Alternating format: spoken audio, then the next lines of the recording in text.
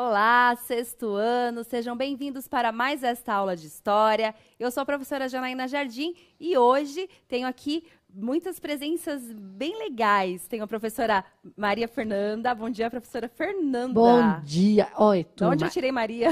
Tem Maria, é Fernanda Maria meu nome, mas eu tenho Maria, não está tão errado não. Bom dia, professora Jana, não tem problema. Então, a professora Fernanda estará aqui mediando o chat com vocês. Professores são muito bem-vindos a participar desta aula. Vamos falar sobre feudalismo, mas vamos nos aprofundar um pouco mais aí neste tema. E hoje temos mais um convidado especial. Aliás, são dois convidados especiais, diretamente de Rancharia, o professor professor Cláudio. Hoje eu estou trocando tudo. Professor Cláudio e o estudante Lucas. Eles estarão participando conosco no link ao vivo. Vou chamar então eles aqui para que a gente possa, para que eles possam se apresentar. Bom dia, Rancharia. Bom dia, professor Cláudio.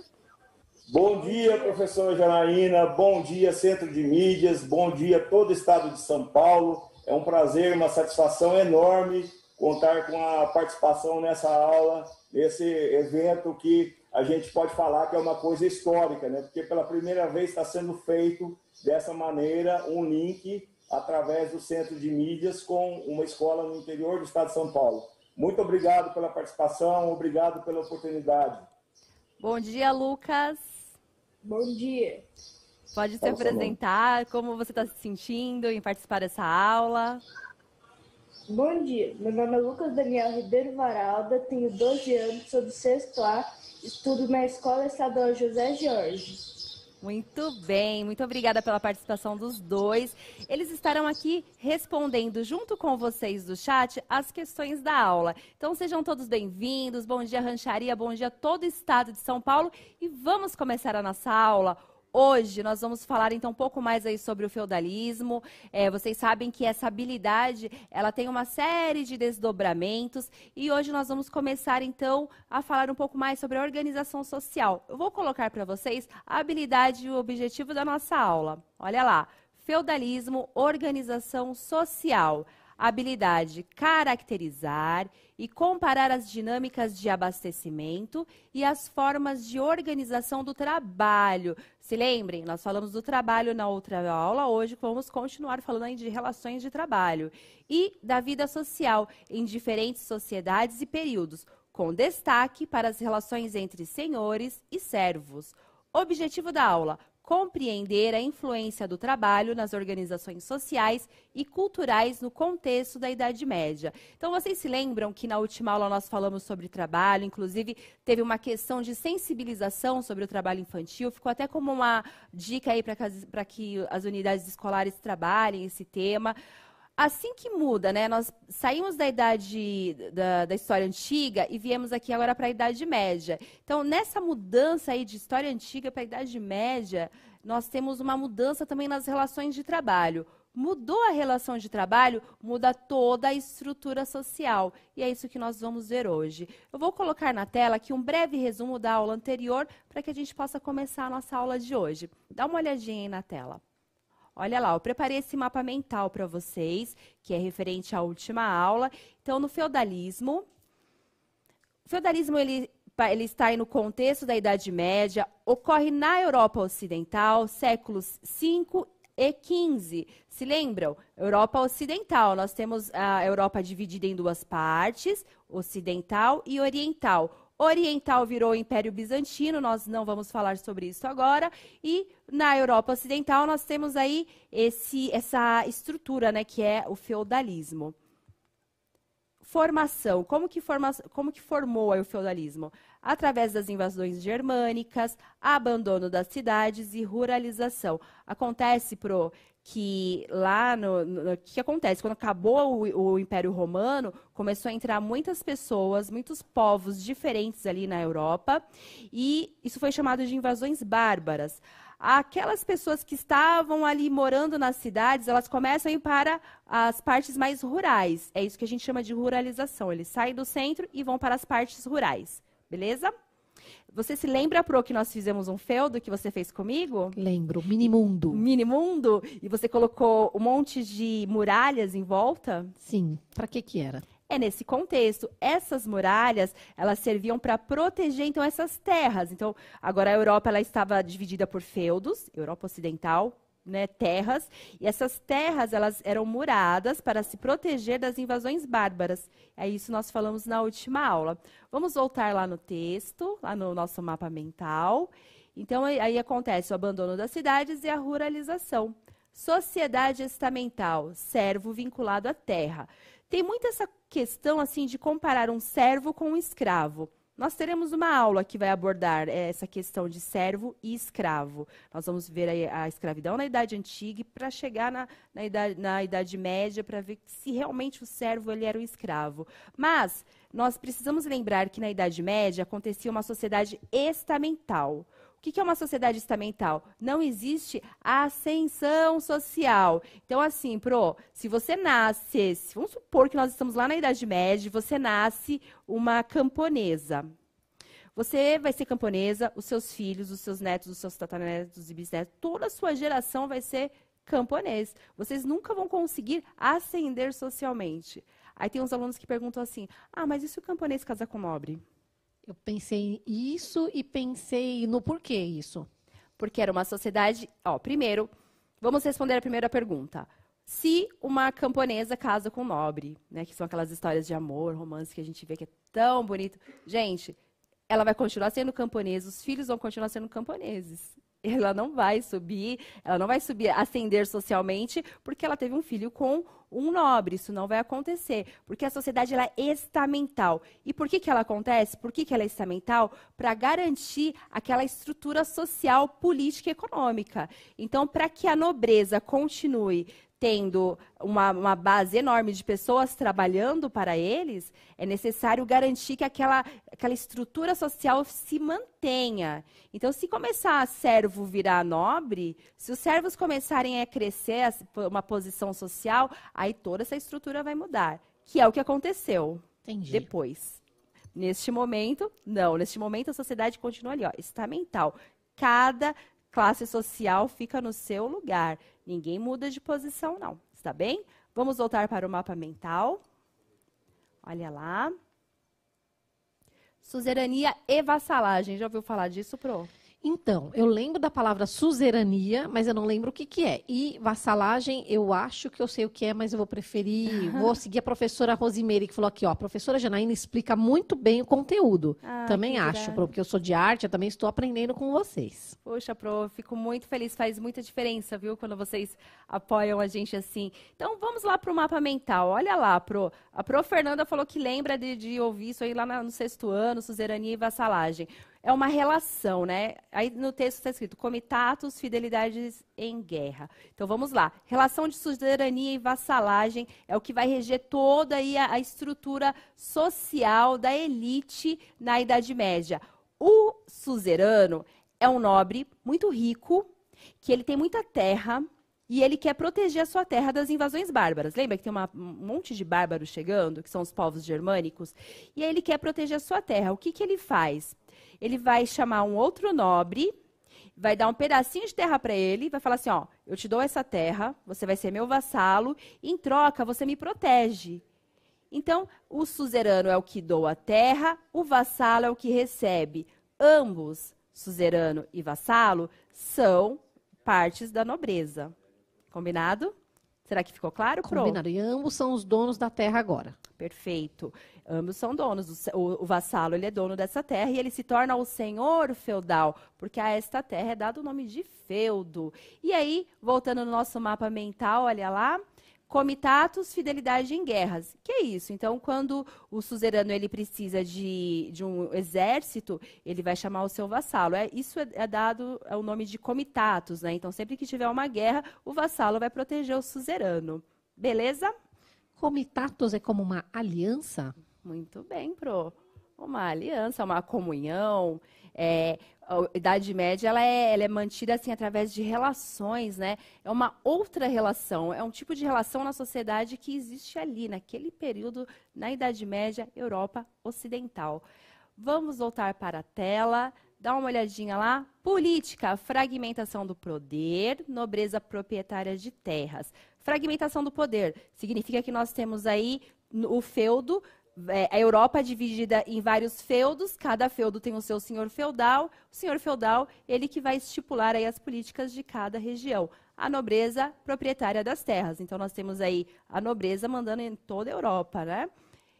Igreja, ela é a suzerana dos suzeranos. E aí é que pega, né? Suzerana dos suzeranos. Por que será que ela é a suzerana dos suzeranos? O suzerano não é aquele que doa a terra?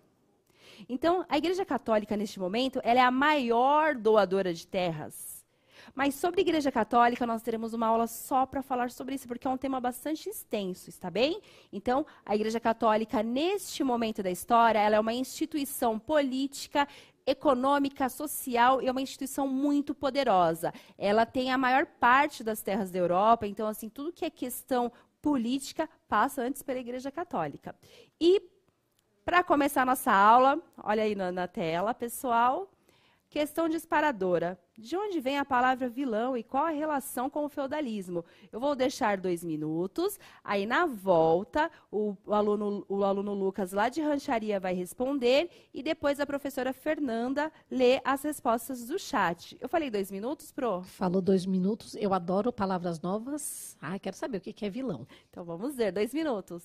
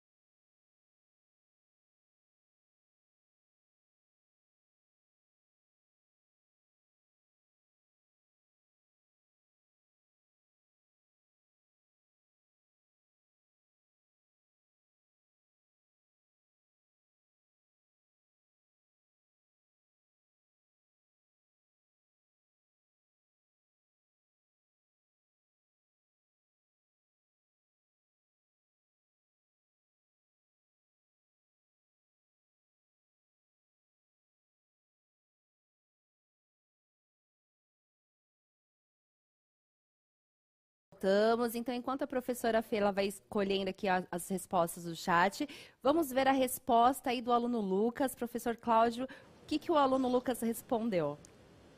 Então, professora Janaína, bom dia. Nós temos aqui o aluno Lucas Daniel, que vai dar uma pequena explicação sobre a origem do termo vilão. A origem do termo vilão é que ele veio de vilas, e ele não é nem nobre, nem clero. E a ligação dele com o feudalismo é que ele surgiu no período do feudalismo. Muito bem. Tá correta a resposta, professor? Correto, né? E a gente tem que também acrescentar a questão do termo, né? De ter hoje essa conotação relacionada a uma coisa, de certa forma, marginalizada, tá? Vilão, então, nada mais é senão aquele morador, normalmente das classes camponesas e das classes servis, que tem a sua origem nas vilas, nos arredores do feudo. Então, portanto, quem é vilão mora na vila. Então, não tem uma origem nobre. Tá? Então, essa seria a explicação para o termo. Né? Muito bem, perfeito. Muito obrigada aí pela participação, professor Cláudio. Perfeita a resposta, é isso mesmo. Agora vamos verificar o chat. Professora Fernanda, quais são as respostas do chat? Olha, muito parecido com o que o professor Cláudio disse, ó. A Pro Maria Luísa falou que a aluna Adriele disse que eram os que moravam nas vilas. Muito bom. Pro José, é o morador da vila que fica dentro do território do feudo. Pro, eu sou vilã, porque eu morava num bairro aqui em São Paulo que chamava Vila Mariana. Eu também sou vilã. Eu também sou vilã, que eu tô assim bem afastada. Olha só, perfeito. Tem mais alguma resposta que você queira compartilhar? A Pro Solange falou assim, penso que talvez seja de origem de corrupção no feudalismo. Vilão, será? Não sei, eu tô curiosa também. Será? Bom, a resposta é essa que o professor Cláudio de Rancharia nos passou. O vilão, ele é aquele que mora nas vilas, então nós temos aí uma estrutura feudal. Lembra, Pro Fernanda, do nosso minimundo? Minimundo. Então, aquilo é um feudo. Não cabe todo mundo ali. Toda a sociedade europeia não vai caber dentro dessa estrutura feudal. Então, algumas pessoas moram fora, e essas pessoas são as vilãs. Esse termo vilão, ele tem essa conotação pejorativa, porque aqueles camponeses que estavam dentro do sistema feudal, eles têm que pagar uma série de impostos, eles trabalham muito. E o vilão, ele morando na vila, ele tem algumas regalias, assim, ele não está tão próximo do senhor feudal, então ele tem um pouco mais de liberdade. É como se esse vilão estivesse à margem desse sistema. Está bem? E é daí que vem a palavra vilão. Os camponeses que moram no feudo, eles ficam assim, bastante... Eu vou te falar que é até um recalquezinho, sabe? Porque eles olham aquele vilão lá na vila, com um pouco mais de liberdade, não tendo que pagar talha, banalidade, entre outras coisas. Depois eu vou falar disso, viu, Pro? Ô, Pro, eles ficavam hashtag chateadinhos? Hashtag chateados, eles ficavam assim com rancinho, porque eles estavam lá no feudo trabalhando muito, pagando talha, banalidade, corvéia, e trabalhando demais, enquanto e eles não podem, os servos não podem sair do feudo. Inclusive, o senhor feudal também não pode mandar o servo embora do feudo, porque o servo ele está ligado à terra. Aqui a terra ele tem essa questão de ligar as pessoas, liga os servos aos nobres, essa relação toda que existe na Europa no período feudal é relacionado à posse de terras, beleza? Beleza, eu não sabia. Então vamos agora para uma leitura compartilhada. Eu leio aqui, vocês leem aí na tela para vocês.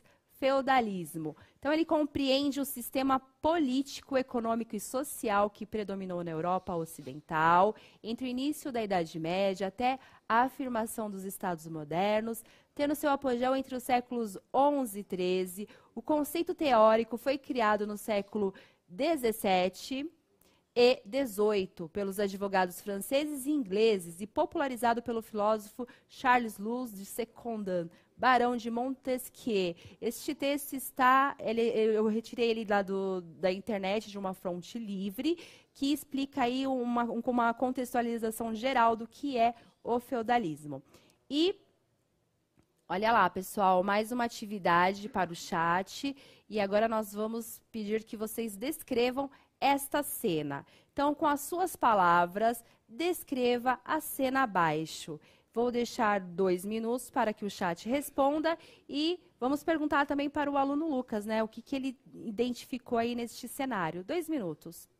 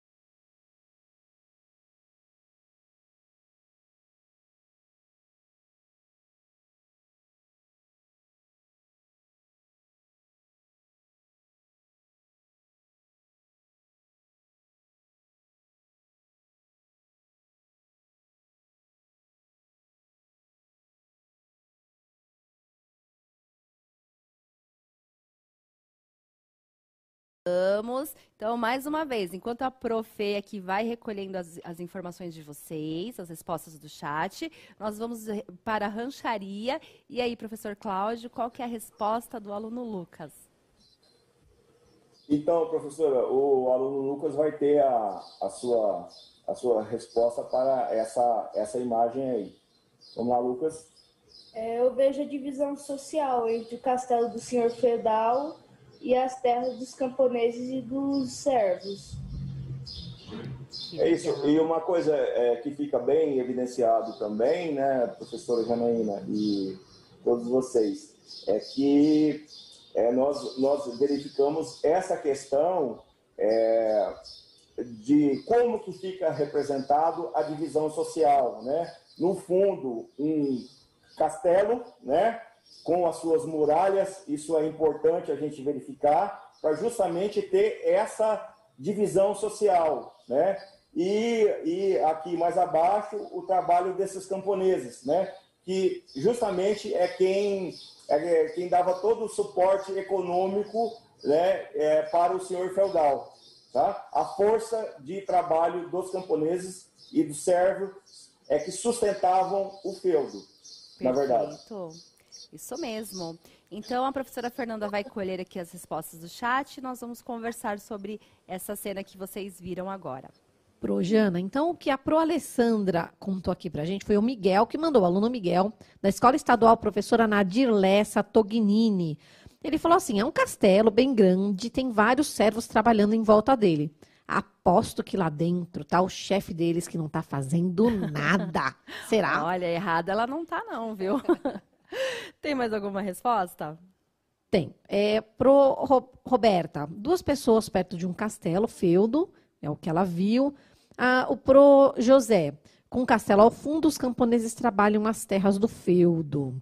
Preparação da terra para a plantação de trigo. É isso aí, foi a pro Nair que falou. Muito bem, excelentes respostas. Vou colocar então na tela para vocês uma devolutiva da avaliação desta obra. Dá uma olhadinha lá. É uma imagem típica da paisagem feudal, o castelo do senhor controlando as terras onde seus súditos trabalham. É uma iluminura que demonstra aí o dia a dia do conde, né, Duque de Berry. Duque de Berry, ele é o senhor feudal dessas terras, então ao fundo vocês estão visualizando aí de fato o castelo onde ele mora.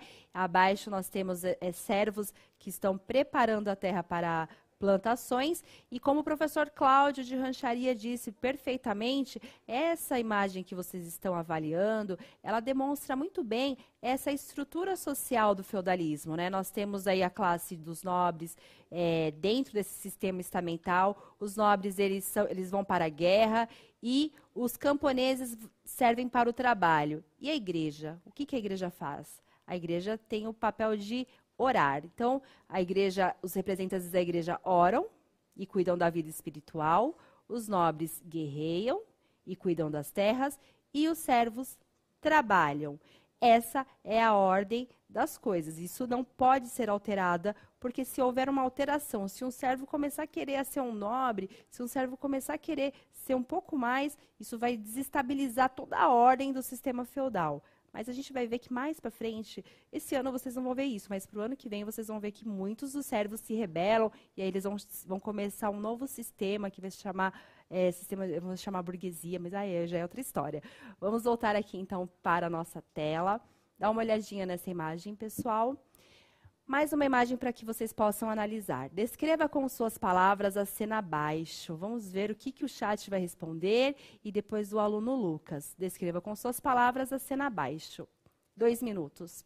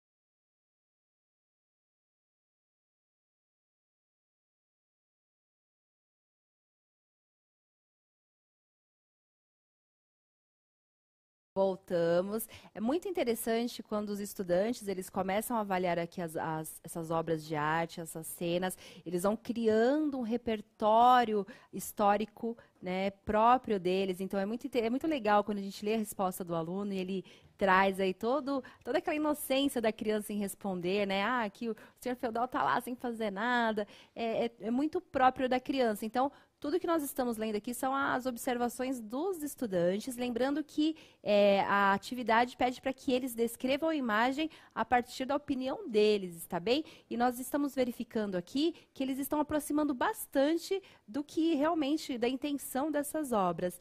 E aí, professor Cláudio, qual que é a observação do aluno Lucas para esta imagem? Oi, professora Janaína. O Lucas vai dar a sua contribuição agora, né, com relação à imagem postada. O reconhecimento do poder da igreja dando título aos nobres.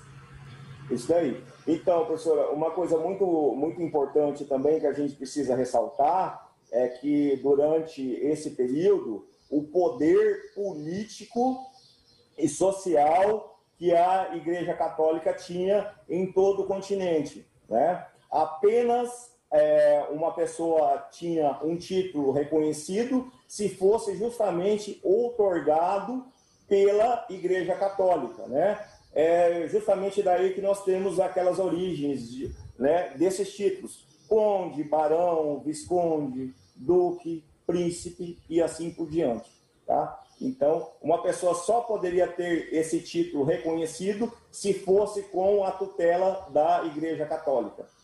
Okay? Assim como o nosso amigo Lucas passou para a gente. Muito obrigada, professor Cláudio. Muito obrigada, Lucas, pela contribuição.